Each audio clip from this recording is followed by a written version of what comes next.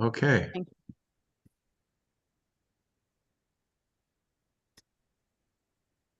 Namo Vishnupadaya Krishna Prishtaya Bhutale Srimate Bhaktivedanta Swami Niti Namine Namaste Saraswate Devi Gauravani Pracharini Nirvishesha Shunyavadi Paschatya Deshatari Jaya Shri Krishna Chaitanya Prabhu Nityananda Jayadvaita Gadadhara Srivasadi Gaura Bhakta Vrinda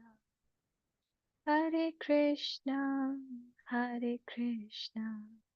Krishna Krishna Hare Hare Hare Rama Hare Rama Rama Rama Hare Hare Hare Krishna Krishna Krishna Hare Hare Hare Rama Hare Rama Rama Rama Hare Hare Hare Krishna Krishna Krishna Hare Hare Hare Rama Rama Rama Hare Hare Hare Krishna Krishna Krishna Hare Hare Hare Rama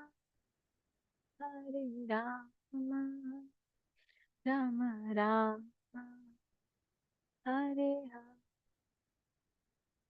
Hare Krishna Krishna Krishna Hare Hare Hare Rama Rama Rama Hare Hare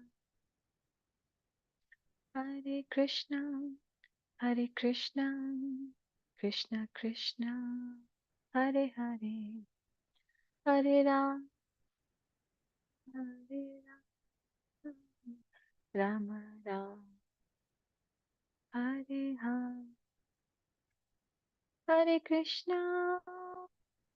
Krishna Krishna Krishna Hare Hare Hare Rama Rama Rama Hare Hare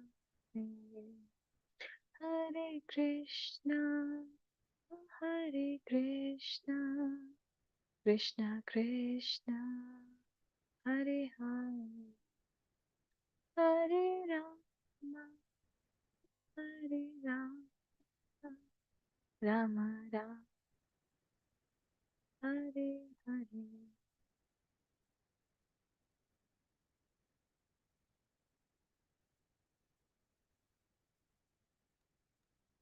You want to say the Jayam prayers, the Premadvani prayers, Priyanka? I will try, Prabhu. You can correct me Okay, if I sure, don't no know. problem. Go ahead. Jayam Vishnupad Paramahansa Parvagacharya Acharya Ashtotter Shat Srimad His Divine Grace Abhay Charnavan Bhakti Vedanta Swami Shri Prabhupada Ki Jai. Jayam Vishnupad Paramahansa Parvagacharya Acharya Ashtotter Shat Srimad His Divine Grace Bhakti Siddhanta Saraswati Goswami Maharaj Prabhupada Ki Jai. Jayam Vishnupad Vaishnav Sarvam Shri Jagannath Das Babaji Maharaj Ki Jai. Jayam Vishnupad Shri Satchidanand Bhakti Vinod Thakur Ki Jai. Jayam Vishnupad Vaishnav Sarvam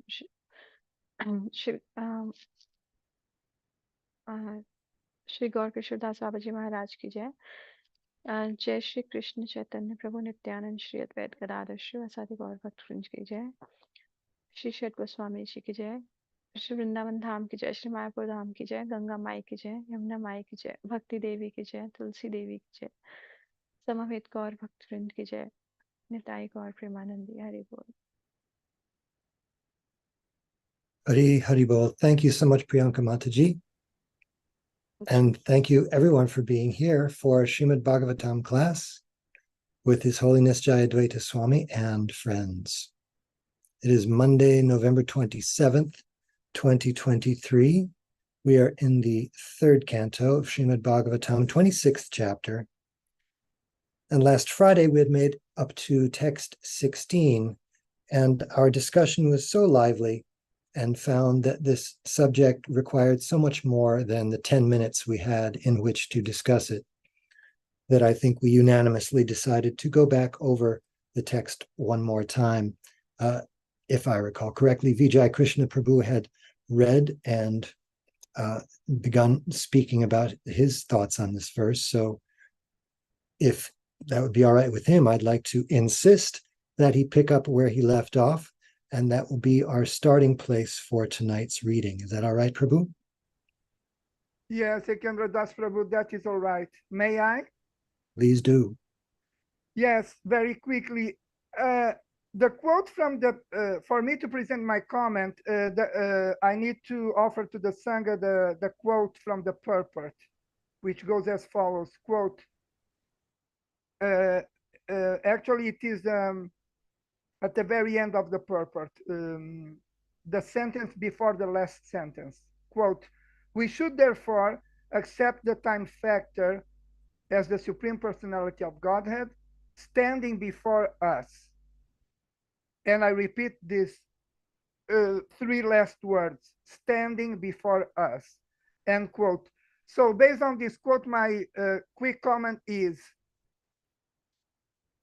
this is related to us being loving entities. We love to love, and we love to be loved. And for us to love, we need to have someone to love, something to love or someone to love. And related to having God for us to love, because he may not be available, although he's always available.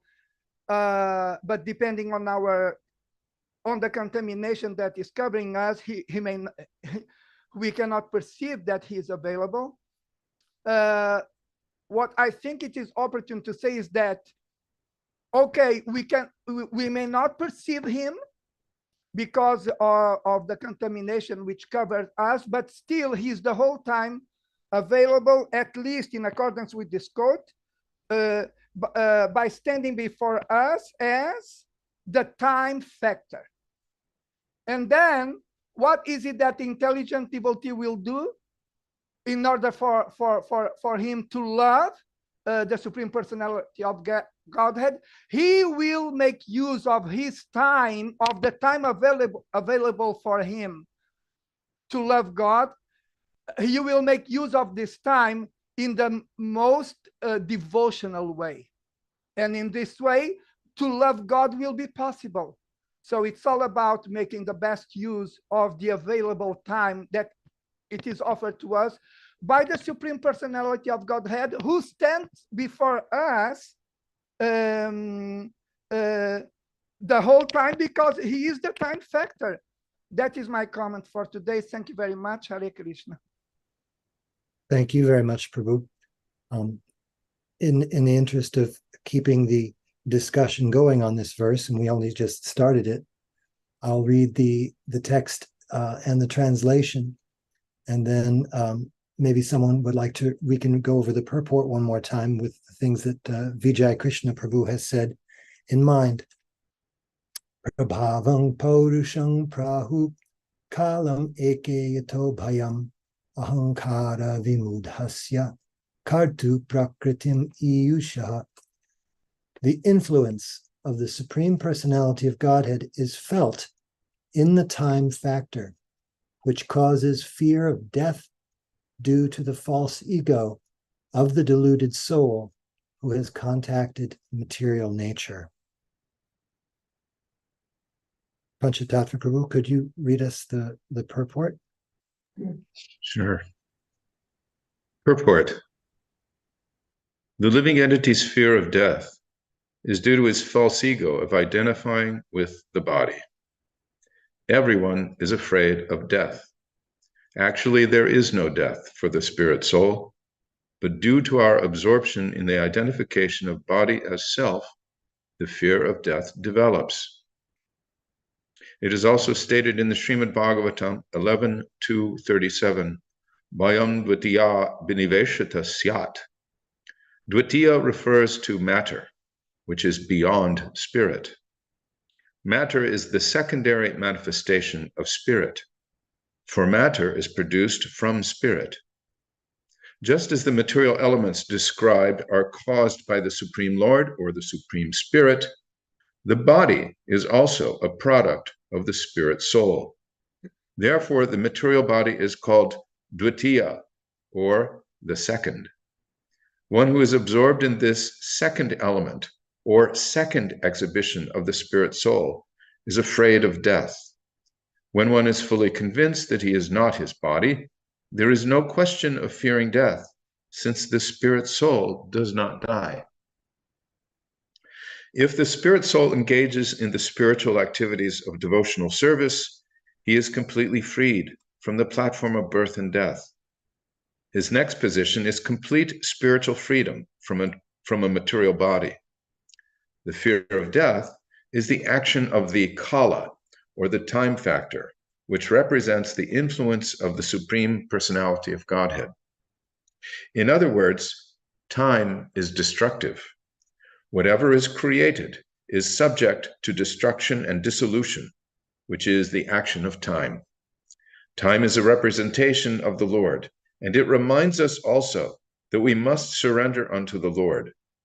The Lord speaks to every conditioned soul as time. He says in Bhagavad Gita that if someone surrenders unto him, then there is no longer any problem of birth and death. We should therefore accept the time factor as the Supreme Personality of Godhead standing before us.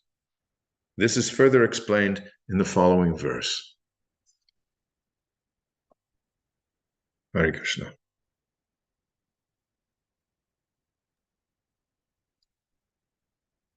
Going back to what Vijay Krishna Prabhu was saying, I was thinking how he brought up the point that it's innate for a living entity to want to exchange love.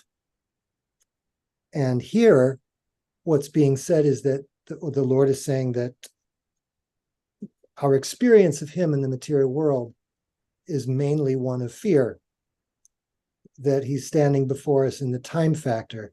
So we fear him, we don't love him. And many times I've heard that the opposite of love is not hatred, but rather fear. Sometimes you hear indifference. But it's interesting how that love of God becomes, first of all, it becomes transformed into lust. I'm just reading the latter part of the 3rd chapter of Bhagavad Gita. Krishna is outlining that whole thing with Arjuna. And that's what happens. That's the source of lust, is the misdirection of our love for Krishna. And then so our only experience of Krishna then is one of fear, because we experience him, even the atheist has to bow down at the end, offer dandavats to the Lord in the form of time.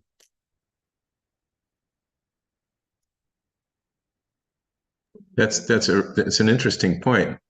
The atheist bows down, is forced to bow down. And it's interesting that when you think of being forced to bow down, the force means there's not surrender. He's at the last minute, the pressure is on, and he's unable to do anything but submit. Whereas the process of devotional service is a voluntary submission. It's all right. Let me take shelter of the Supreme Personality of Godhead, and not wait till the inevitable forcing.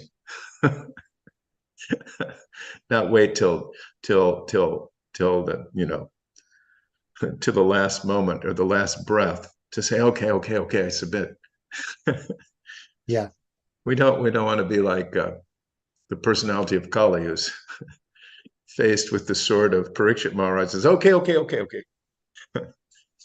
Even though in one sense we're like him because we've been beaten up so many times by the three modes of nature that we should become intelligent enough to understand that we're not in a position of being the Lord of all we survey. We're the servant, and we find the best master in the personality of God and in his pure representative. This whole thing of the time factor, this description, I really like this. Therefore, the material body is called Dvitiya, or the second. In other words, it's produced from, I don't know what the Sanskrit would be for the primary or the first, but it's produced from the first, from the soul. And even though it's a product of the soul, we don't even know who we are and we identify with it. A very interesting problem to have for an entity so powerful that it can create this, to misidentify as his self. What a predicament.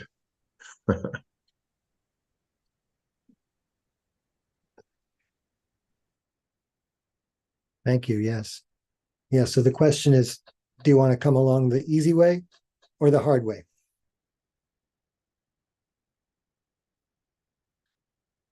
Saraswati Mataji has her hand up. Mataji? Pranams. It's made quite clear here that other than devotees, for everyone else, death is fearful.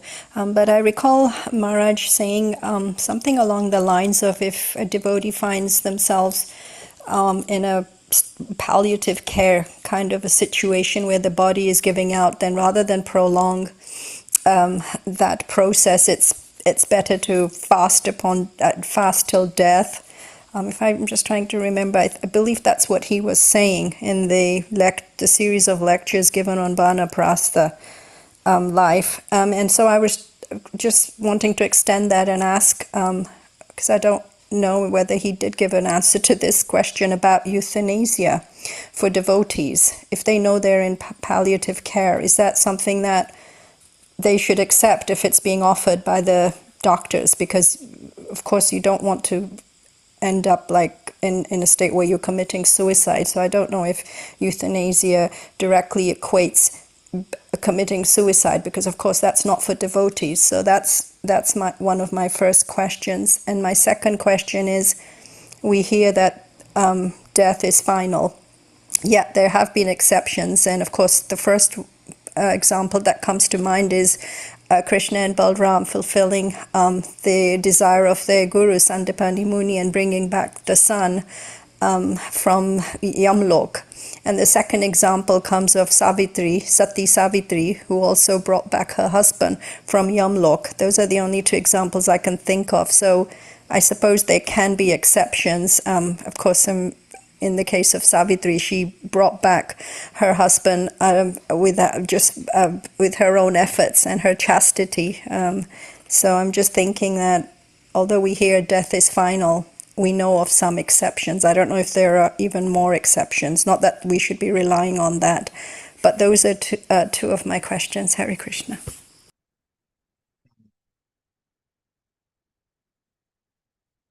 Panchatattva Prabhu, some thoughts on that?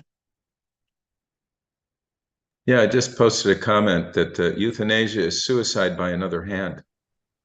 Prabhupada did say that if one is at the end, he or she can fast until death. That is not considered suicide. Perhaps someone can confirm, but I remember hearing that. Maharaj certainly did bring that up. As far as his elaboration on the topic of euthanasia, that would, I think, require his presence to really get into more deeply. Tulsi Priya has a comment here. I'll read it. I took a course on hospice with some senior devotees, and nurse among them. I learned palliative care and pain relief need not cloud one's consciousness. If one is in so much pain, it may be difficult to remember Krishna. Yeah. We were just that brings us to another subject. I just quoted this from the Varaha Purana on Facebook, that nexus of all normally useless information. It's, bear with me, from the Varaha Purana. Yadiva tadi doshina madbhakto mam nachasmaret aham smarami madbhaktam nayami paramam gatim. If my devotee is not able to remember me at the time of his death, because of the great disturbances felt within the body at that time, then I shall remember my devotee and take him back to the spiritual world. And it's quoted by Srila Baladev Vidyabhushan in its commentary on text 88 of the Vishnu Sahasranam, translated into English by Kusakrata Das. It's in the Krishna library. That's reassuring. Very much so. Tulsi Priya says she can confirm about fasting unto death in terminal conditions. My wife had a question. Yes, please. Oh, well, we're talking here about the body is a byproduct of the spirit soul. So you would think that with the spirit soul, whatever byproduct should also be spirit or spiritual. Does that make sense?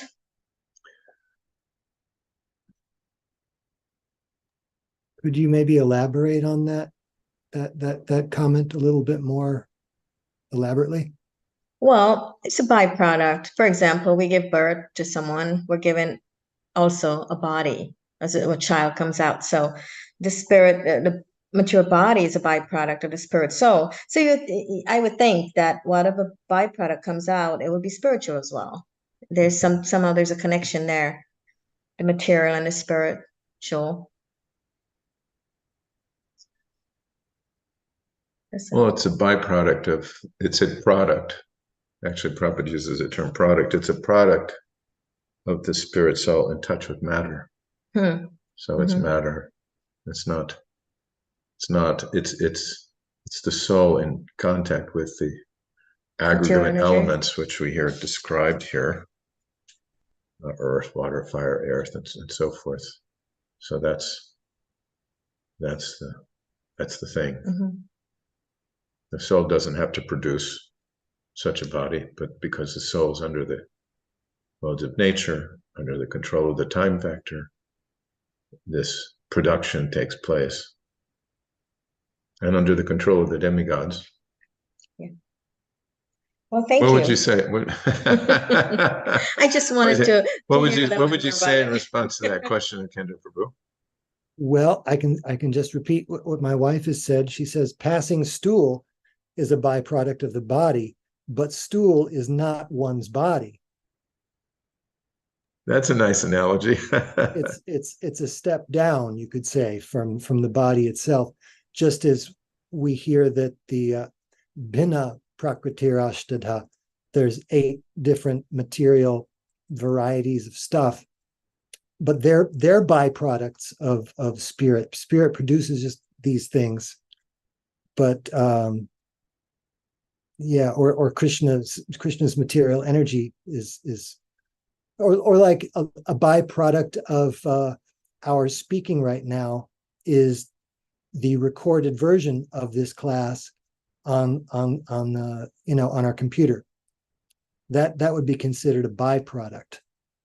We're making a sound vibration. It becomes digitized and stored in a data storage medium. That's a byproduct. But what's actually being transmitted, hopefully, is some transcendental knowledge, which is the substance itself, not the byproduct.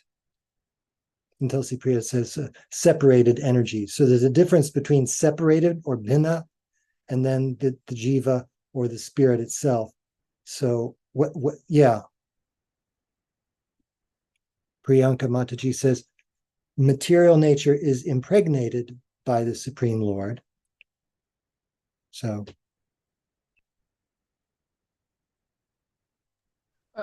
Yes, the Lord is in every atom. Right. There's a nice summary of all those in the previous verses, which we happened to miss because we weren't able to attend Friday's last class, and it's really nice in just a few verses.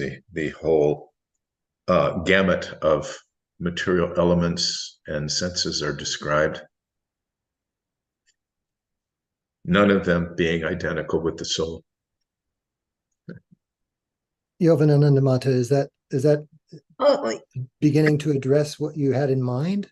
yes, thank you. I have an idea, and I mean, I could see, but I wanted to discuss it a little bit more. Saraswati So- Mata has her hand up. I don't know if that's a new or old hand. Please let us know. Yeah, I got another question. For most of us, especially non-devotees, they have no inkling when death is going to come. Sometimes when you're in palliative care, you may be thrown, a rough estimate of how long you can, expect to live. But I think for some devotees, they know. And I'm sorry if I keep bringing up my mother's condition so much. I guess that's proof how fixated I still am after 21 years and how traumatic it must have been for the family. But I know she knew, because from that day that she did pass away, she sent all of us packing. And usually she always wanted somebody to kind of be there for her in case she needed her breathing apparatus or some other assistance. As I had mentioned, she had the Lou Gehrig, so she was completely living in a paralyzed body. But that day that she passed away, we noticed some different things she was saying. In the morning, she said, "Oh, well, I want a bath." And usually she was very reluctant because it took so much of her energy to use this contraption to lift her, and then to use this machine that lifted her, and then we had a track on the ceiling that it moved her into the bathroom and lowered her, and she didn't used to like having baths too much, and definitely not a full bath where you wash your hair. And we were also surprised that she said, "No, I want a full bath, wash my hair, I want to be completely clean." So we already noticed some weird signs as a different pattern. And then she said to us, bring my Srinathji deity that we had been worshipping since she couldn't. So we took over the seva, and she said, "No, I want you to bring the deity closer." And then she said, "Now put on this." The mantra they were given was Shri Krishna Shanam Mama. Then from the pushti marks, though, that we had a tape that went on continuously. It ran just continuously. And she said, "Oh, you put that on." And then she said, "I don't want anything. Don't give me anything to eat." So we noticed straight off the bat there were these different signs. And then she sent us away. She said, "No, just go away. I don't want anybody near me." And then the next thing we know, when we come back an hour later, she'd passed away. So I am so sure that she knew she was going to pass away, and she probably didn't need a distraction by having any of us there. Hare Krishna. Hare Krishna. Thank you so much for sharing. I just commented that I should also mention that euthanasia hasn't always been voluntary. And of course, it wouldn't surprise if the involuntary form becomes practiced more often in Kali Yuga.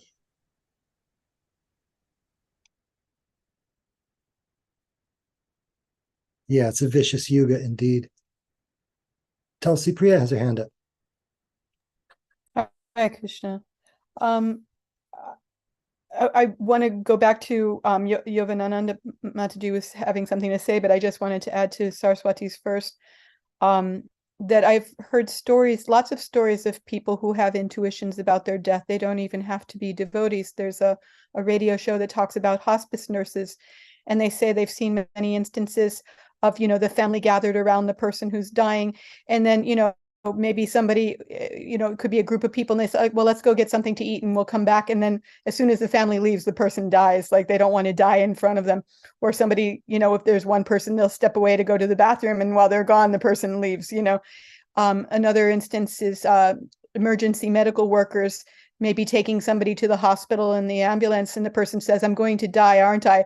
And they're like, "No, you're fine. Don't worry about it." And 5 minutes later, they're, flatlining. so it happens quite frequently that people have an intuition, and maybe it's I'm guessing it's super soul's mercy, or there's something. I think I remember reading that nurses say there's a sort of feeling of dread that a person has, and you just know, and it makes sense, because if you're deeply identified with the body and the body's about to finish, then the mind should get some intuition. Maybe not everybody does, but it seems common enough.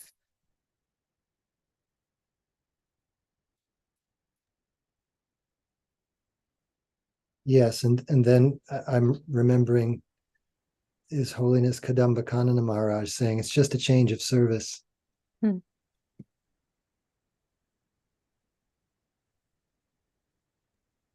Fearless. Could we circle back to the Yogi's comment? She had more to say on her previous comment. Did you have more to say? No. No, she hasn't more to say. My mistake. I thought you did. No, you guys are doing right.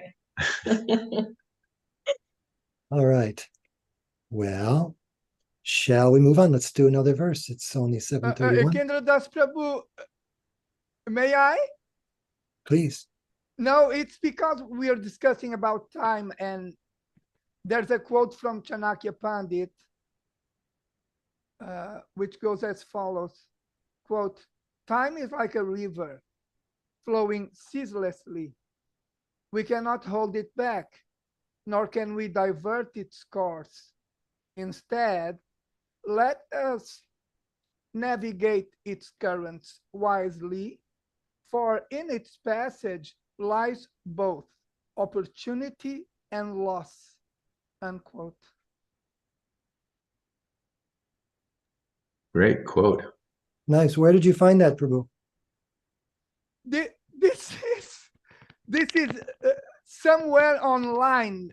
So much information is here.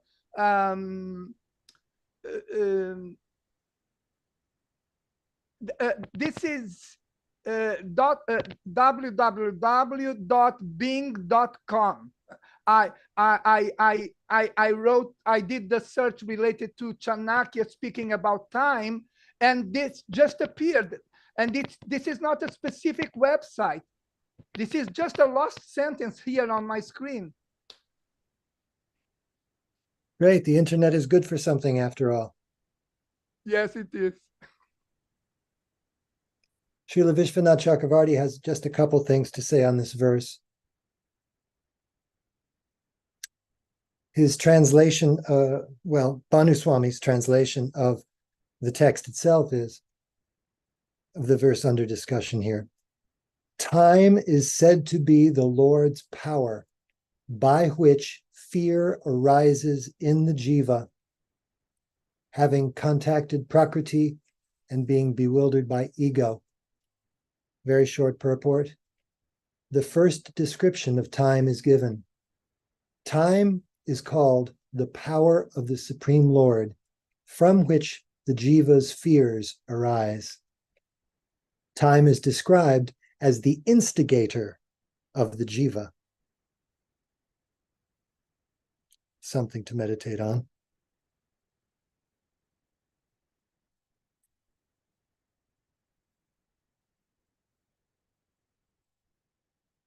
So who would like to read our next verse? Next verse would be number 17. I'll post it, and then someone in the time that it takes me to post it will feel inspired.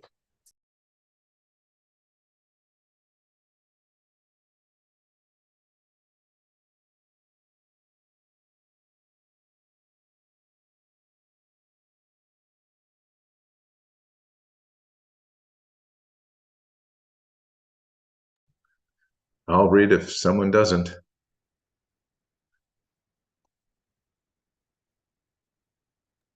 I knew someone would feel inspired.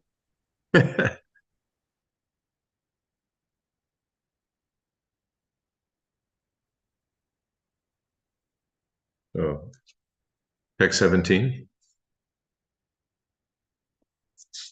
Yes.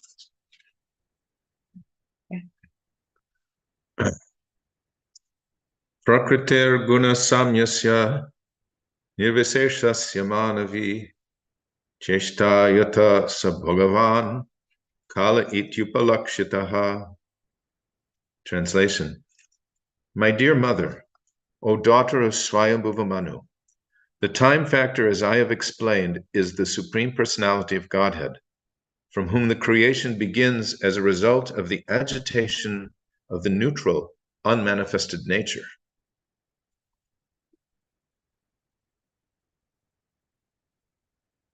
Purport.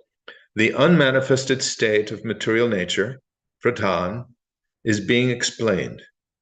The Lord says that when the unmanifested material nature is agitated by the glance of the Supreme Personality of Godhead, it begins to manifest itself in different ways. Before this agitation, it remains in the neutral state, without interaction by the three modes of material nature. In other words, material nature cannot produce any variety of manifestations without the contact of the Supreme Personality of Godhead. This is very nicely explained in Bhagavad Gita. The Supreme Personality of Godhead is the cause of the products of material nature. Without his contact, material nature cannot produce anything. In the Caitanya-caritamrta also, a very suitable example is given in this connection. Although the nipples on a goat's neck appear to be breast nipples, they do not give milk. Similarly, material nature appears to the material scientist to act and react in a wonderful manner. But in reality, it cannot act without the agitator, time, who is the representation of the Supreme Personality of Godhead. When time agitates the neutral state of material nature begins to produce varieties of manifestations. Ultimately, it is said that the Supreme Personality of Godhead is the cause of creation. As a woman cannot produce children unless impregnated by a man, material nature cannot produce or manifest anything unless it is impregnated by the Supreme Personality of Godhead in the form of the time factor. Hare Krishna, what an amazing purport. So here we hear Pradhan coming up again.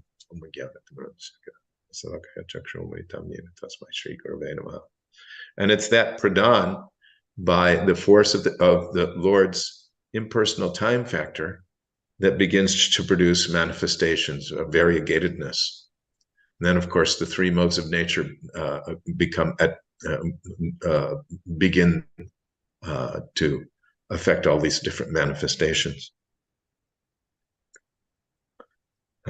And of course, this interesting example, the nipples on a goat's neck appear to be breast nipples, but they don't give milk.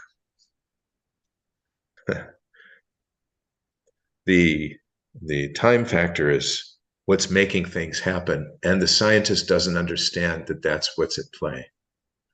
Doesn't understand the time factor, let alone the three modes of material nature, which is a very subtle subject. The three modes, in a way, like the time factor. It's not like something's standing before you, although at death, it's described in the previous verse, time. The Lord is standing before the conditioned soul at death as the time factor. The modes are only observable really by their symptoms.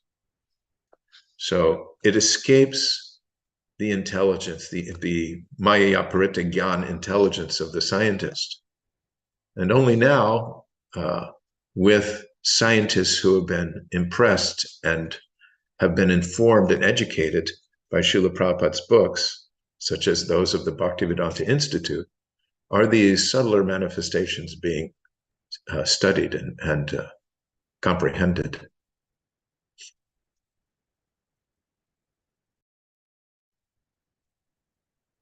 Thank you, Prabhu. Thank you so much. Yes, along with what you were saying, I'm wondering when we'll have the chance to hear from your illustrious son-in-law again, because there's a section here. It says, when time agitates the neutral state of material nature begins to produce varieties of manifestations. And as you were saying, time is a subtle thing. You can't see it with a microscope, but it's going on. And I would be maybe interested, maybe appalled, or maybe bored, or maybe all three, to hear what the latest accepted explanation of time is, because from what I understand, my limited understanding is when you start with a state where nothing exists. Doug and the team at BI have just had I don't know, it's kind of like a week-long, well, it was a weekend-long conference in relation with the Temple of the Vedic Planetarium. And it's, of course, related to this subject because their work is to present an understanding of Vedic cosmology, at least according to the ultimate source of knowledge on Vedic cosmology, the Srimad Bhagavatam. So he was one of he was like the chairman of the conference, and they brought in scientists, including guest scientists who aren't necessarily always completely directly associated with the BI to discuss these things. And but my wife is looking around for the brochure. It's really amazing. And actually, it's interesting that you brought up Doug, because he was talking with me the other day and saying, oh, here it is. Would the attendees of our Bhagavatam and Caitanya-caritamrta class be interested in sometime to discuss some of the things that were covered there? And I said, oh yeah, I'm sure they'd like to know something about what's going on. I have the brochure in front of me. Cosmology of the Bhagavat Purana, current research on history, philosophy, and science. This is the brochure. It looks like maybe 8 or 9 pages. They've got profiles of all of the scientists involved: Akundadi Das, Pracharananda Das, Prem Garunda Das, Brahmatirtha Das, Radhamohan Das, Drutakarma Das, Brajakishore Das, Kalaswarup Das, and others. Janikrama, Murli Gopal. It's just amazing. And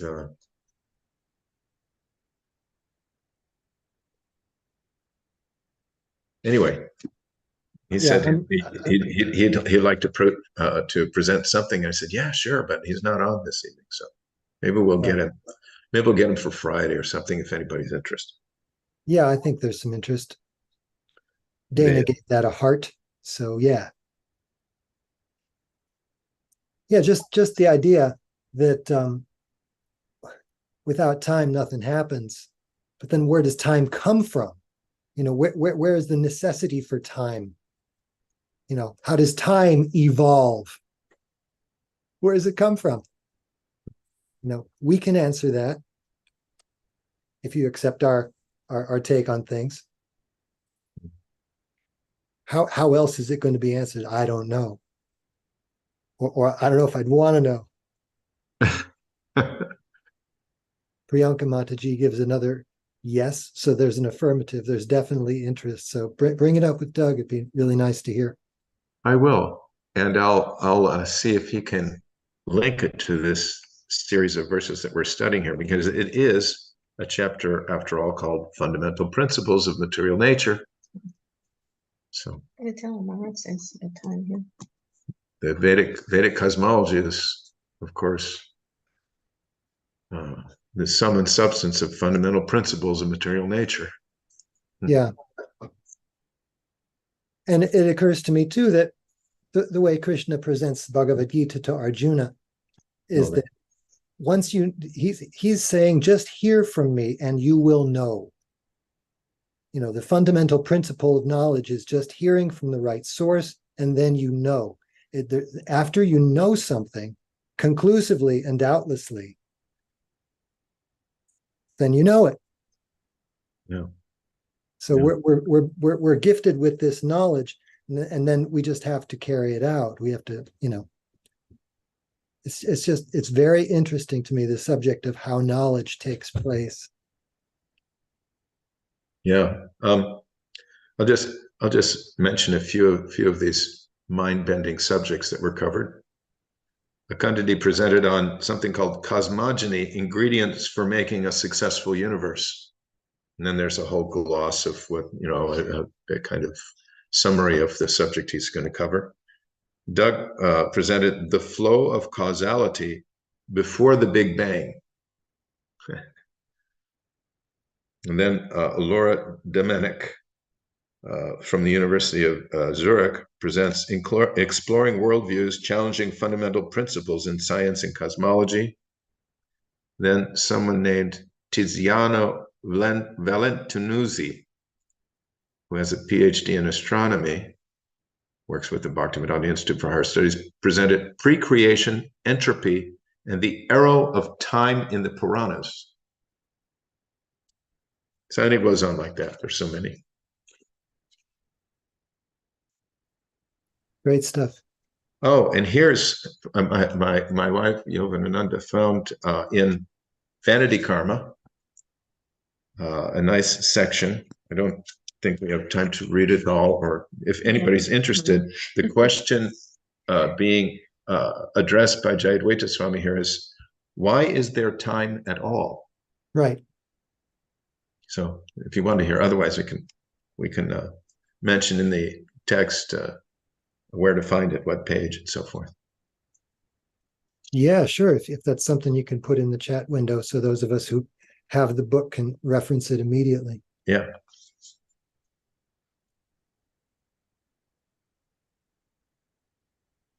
Krishna, Krishna. Any other comments or questions on this point? Should we move on? Do you want to do another verse? It's only 7:47. We got Continuous flow of energy.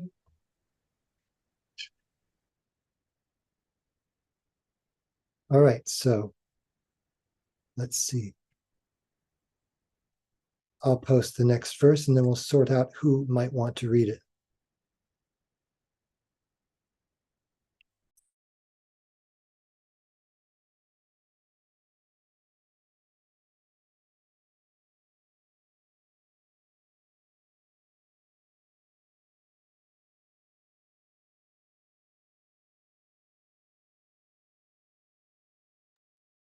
All right, so let's see. His Grace Madhupati Prabhu has joined. Madhupati Prabhu, are you able to read anything or we're on verse 18, 326:18. If you are, that would be great. If not, let us know and we'll fill in.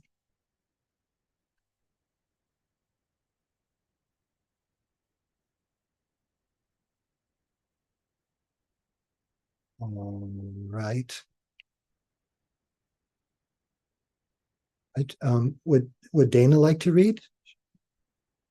Sure.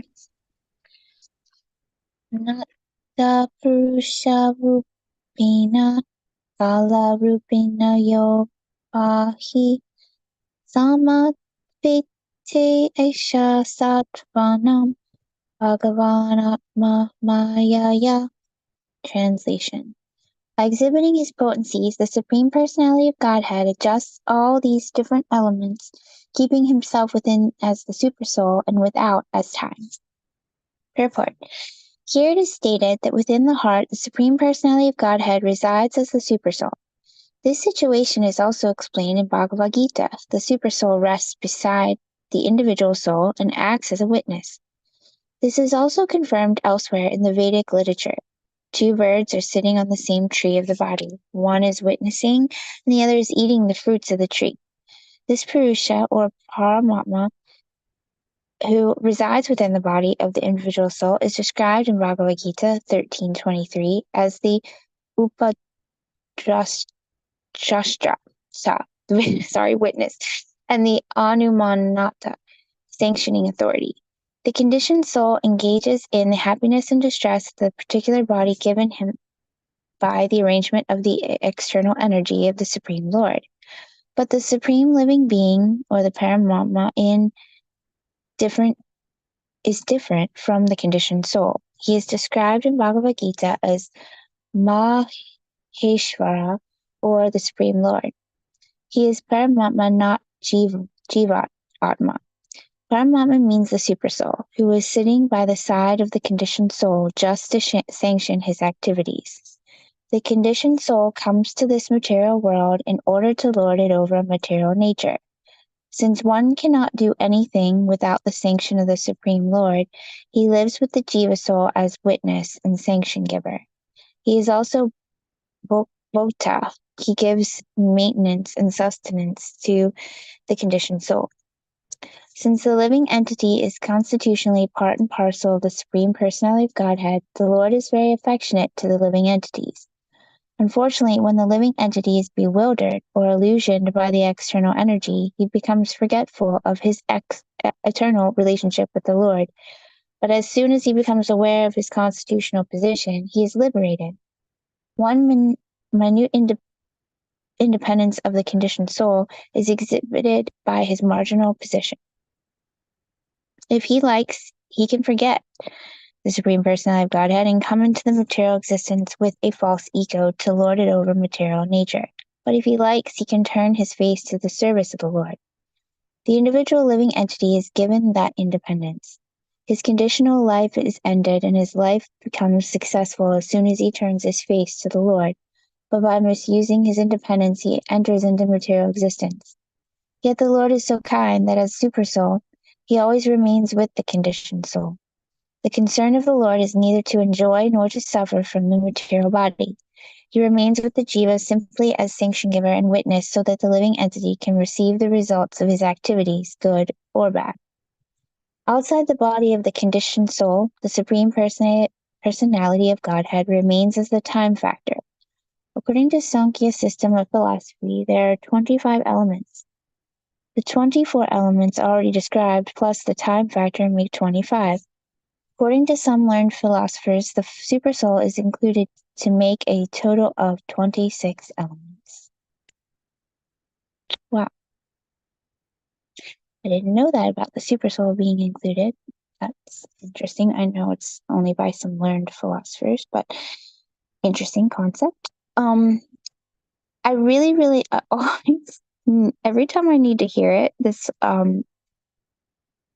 the whole story of the two birds and the tree come up. And I needed to remember that today. So this is really fitting that this I got to read this one. And of course always to remember that he's the super soul is with us, Paramatma is with us. Krishna is in our heart. And it's interesting too when it said about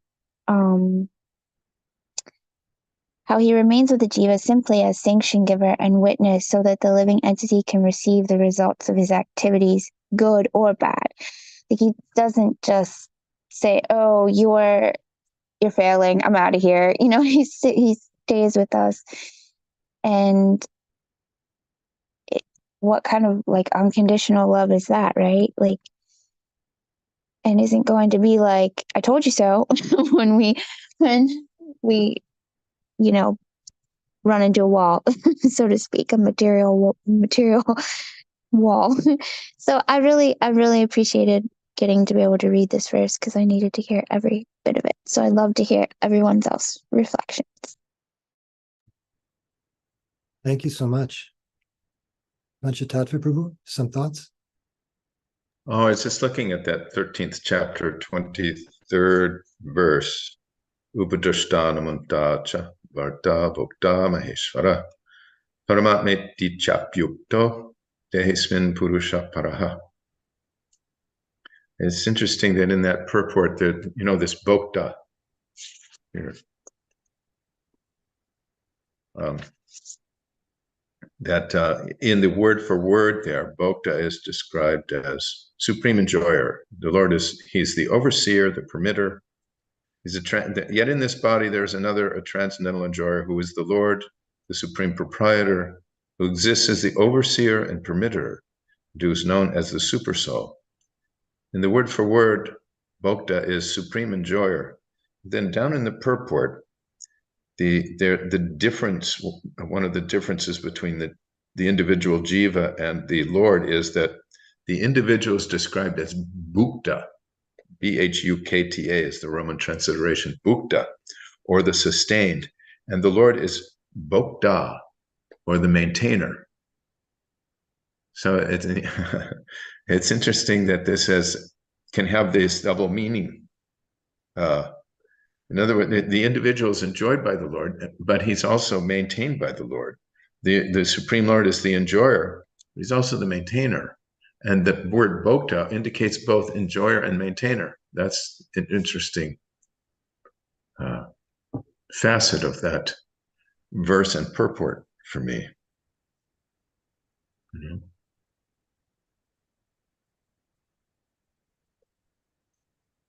Yes, and here we are, the bewildered jivas, thinking, oh boy, it's time to enjoy. Without considering, wait a minute, where did all this stuff come from? I didn't create it.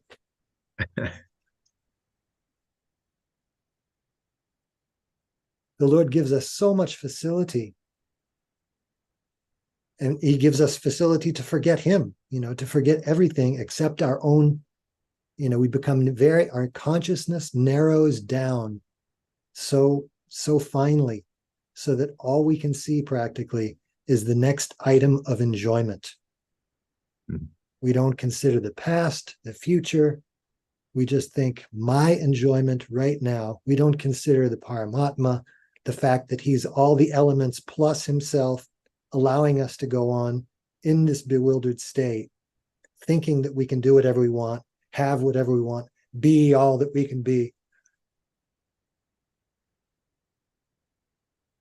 And like Dana was saying, he accompanies the living entity in every condition of life.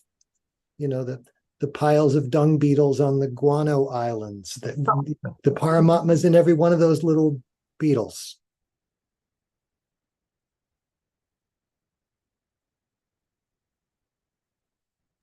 So determined to enjoy separately from Krishna. The arrangement is so elaborate, The three modes of material nature, they're not present in the spiritual world, but they're here and they're functioning in various complicated ways, So intricate and complicated that there are 8,400,000 different species of life based on various combinations of those three modes of nature.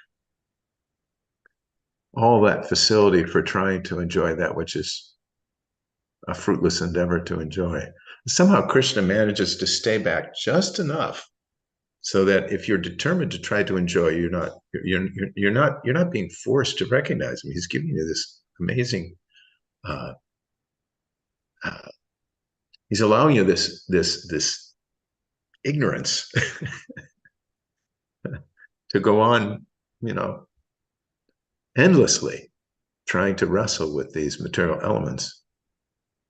And as was mentioned earlier, producing one body after another. Yep. Of different types, dung beetle body, rolling his dung into a ball and thinking he's the enjoyer. Yeah.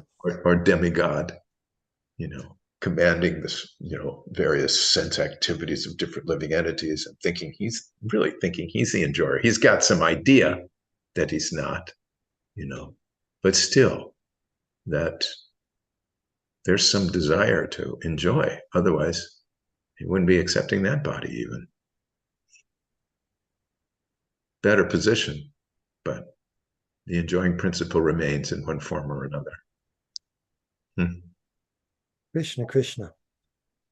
We'd rather do anything than surrender to Krishna. Anything. But it's 7:59, so it's time for Kirtan. Haribol.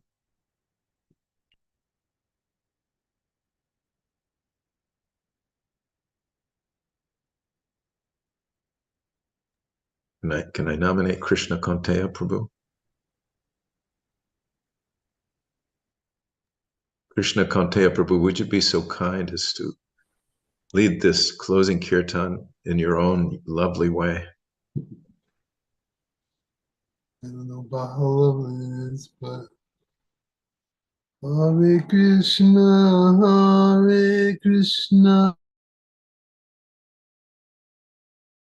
Hare Hare Rama, Hare Rama, Rama Rama, Hare Hare, Hare Krishna. Krishna, Hare Krishna, Krishna Krishna, Hare Hare, Hare Rama, Hare Rama, Rama Rama, Hare Hare, Hare Krishna, Hare Krishna, Krishna Krishna, Hare Hare, Hare Rama, Hare Rama, Rama Rama, Hare Hare, Hare Krishna, Hare Krishna, Krishna Krishna, Hare Hare, Hare Rama, Hare Rama, Rama Rama, Hare Hare, Hare Krishna, Hare Krishna, Krishna Krishna, Hare Hare, Hare Rama, Hare Rama, Rama Rama, Hare Hare, Hare Krishna, Hare Krishna, Krishna Krishna, Hare Hare, Hare Rama, Hare Rama, Rama Rama, Hare Hare, Hare Krishna, Hare Krishna, Krishna Krishna, Hare Hare, Hare Rama, Hare Rama, Rama Rama, Hare Hare, Hare Krishna, Hare Krishna, Krishna Krishna, Hare Hare, Hare Rama, Hare Rama, Rama Rama, Hare Hare, Hare Krishna, Hare Krishna, Krishna Krishna, Hare Hare, Hare Rama, Hare Rama, Rama Rama, Hare Hare, Hare Krishna, Hare Krishna, Krishna Krishna, Hare Hare, Hare Rama, Hare Rama, Rama Rama, Hare Hare, Hare Krishna, Hare Krishna, Krishna Krishna, Hare Hare, Hare Rama, Hare Rama, Rama Rama, Hare Hare, Hare Krishna, Hare Krishna, Krishna Krishna, Hare Hare, Hare Rama, Hare Rama, Rama Rama, Hare Hare, Hare Krishna,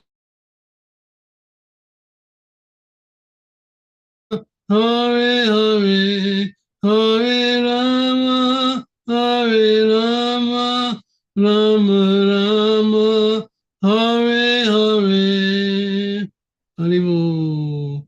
Jai Om Vishnu Pad Brahmsa Prariraj Jakacharya Astottara Satya Sri Srimad His Divine Grace A.C. Bhaktivedanta Swami Srila Prabhupada Ki Jai.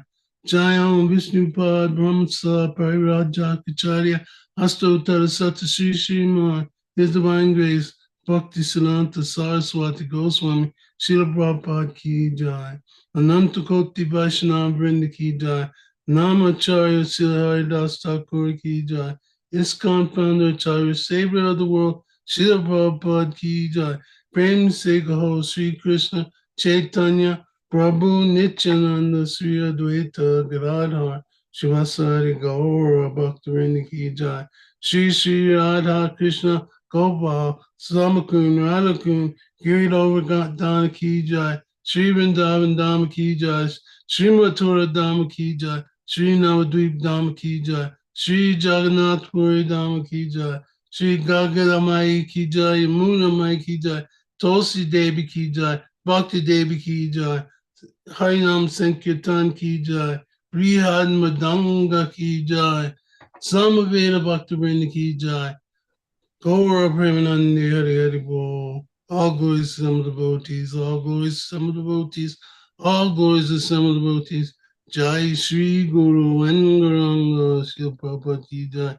Shri Das Maharaj Goswami Prabhupada Ki Jai. Hari Bol. Hari Hari Bol. Thank you so much, Krishna Kanteya Prabhu. And thank you everyone so much for being here, for your participation. So great to hear from everyone. Hari Gupta Prabhu says, all glories to the assembled devotees, all glories to Srila Prabhupada. Thank you, Hari Krishna. Thank you so much, everyone, for being here and celebrating this Cyber Monday in proper fashion. Srimad Bhagavatam ki jai, Srila Prabhupada ki jai, His Holiness Jayadvaita Swami and friends ki jai. Bye. Samaveta Bhakta Brinda ki jai. Bye. Well, Hope to see you all on Wednesday. Until then, Hare Krishna. thanks for that ecstatic kirtan, Krishna Kanteya Prabhu. Hari Bol, Hari Bol, Hari Bol. Glories to Guru Dev. Hare Krishna.